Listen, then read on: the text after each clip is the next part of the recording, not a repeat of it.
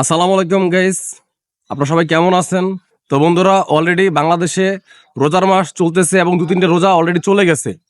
তো বাংলাদেশের আমার বিগত দিনের অভিজ্ঞতা অনুযায়ী বাংলাদেশের রোজার মাসের যে অবস্থা সৃষ্টি হয় বর্তমানে, আমার কাছে মনে হইতেছে রোজার প্রথম 10 দিন হইলো আপনার কে কত রকমের খাইতে পারে, মানে খাবার একটা প্রতিযোগিতা চলে, বুঝছেন? মানে কে কত রকমের খাবার দিয়ে মানে আইটেম দিয়ে ইফতারি করবে, মানে এরকম একটা প্রতিযোগিতা চলে।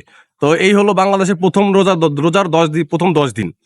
আর দ্বিতীয় যে 10 দিন, ঠিক আছে, এই 10 দিন হইলো আপনার কেনাকাটির, মনে করেন যে একটা ধুম পড়া যায়। আপনার কেমন কেনাকাটি ধুম পড়া যায়, মনে করেন কে কার থেকে ভালো ভালো ড্রেস পরবে, ভালো ভালো শপিং করবে, ভালো ভালো শপিং মলে যাবে, মানে কেনার একটা মনে করেন যে কঠিন ধূপ পড়ে যায়। মানে কিনতেই হবে, মানে প্রতিযোগিতার শেষ নেই, বুঝছেন? এরকম একটা অবস্থা। আর শেষের যে 10 দিন, মানে লাস্ট যে 10 দিন, এই 10 দিন হয় কি জানেন?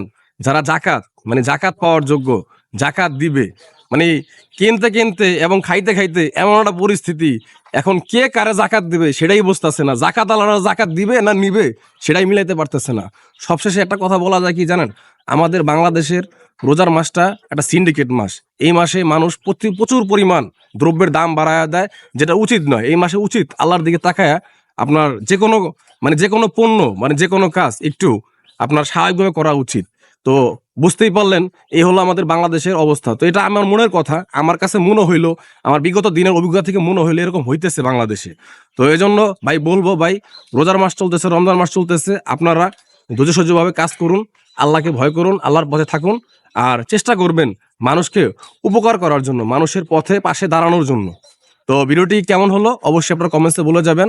আর আপনাদের জন্য অগ্রিম রমজান মাসের শুভেচ্ছা। ভালো থাকবেন সবাই, অসংখ্য ধন্যবাদ।